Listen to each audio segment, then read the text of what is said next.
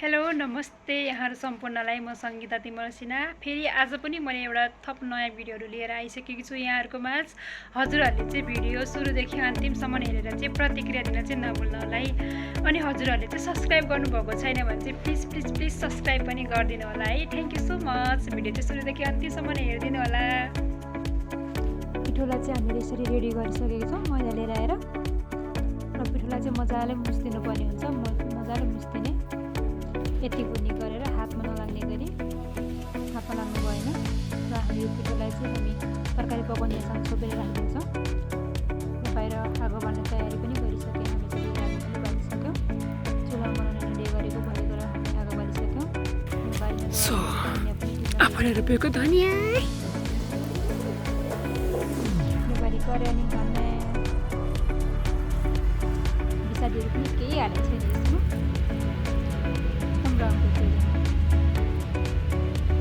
खुर्सानी पनि हामीले आफ्नै बारीको भएर एकदम पिरो छ यो मसिनो भए पनि एकदम पिरो मिठो खुर्सानी हो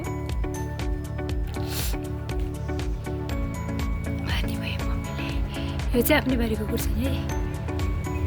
कस्तो मनपर्छ मलाई खुर्सानी। र हामीले यता मान्छेले चाहिँ प्याज रेडी गरिसक्नुभएको केही छ। मसिनो हुने प्याज काटेको त्यसरी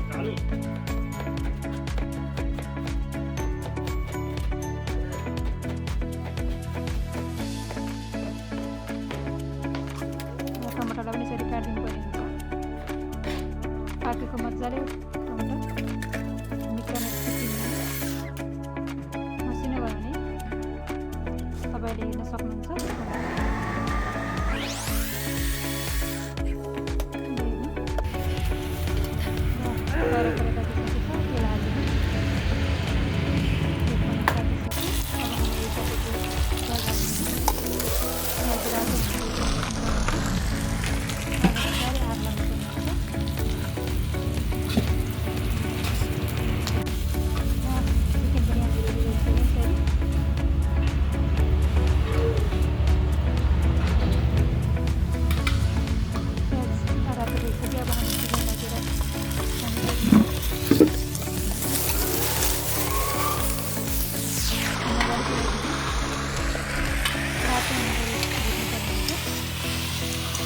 आगो सबैतिर हात लाग्ने गरी लगाइदिनु।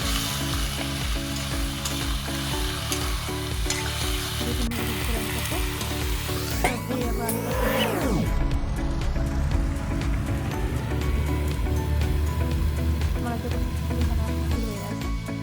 अब पाक्ने हामीले अदुवा लसुन पेस्ट तयारी गर्नु।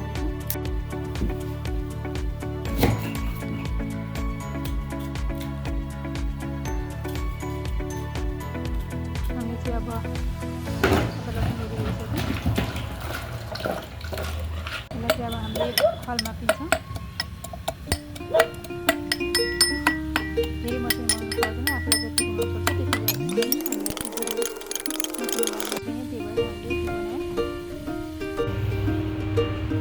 अघि बारीमा टिपेको धनियाँ रेडी गरिसक्यौँ। लसुन पनि टिपेर ल्याएको थियौँ, लसुन पनि रेडी गऱ्यो काटेर यतिको बनायो। धनियाँलाई पनि हामीले काटेर राख्यौँ। बेला बेला गरममा तरकारी बनाउँदै गऱ्यौँ।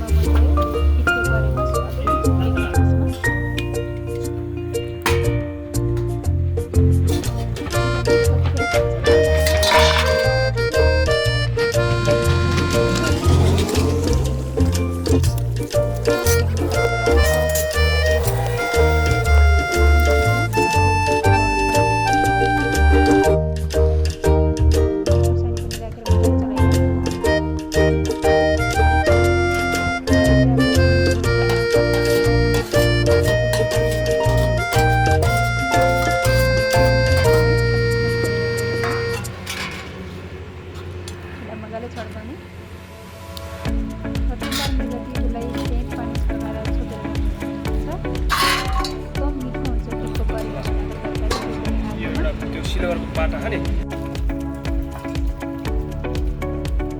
हाम्रो फाइनली रेडी भइसकेको तरकारी हाम्रो भएर यो चिसो महिना छ जाडो भयो उसको महिना भएर झोल बनाएको छौँ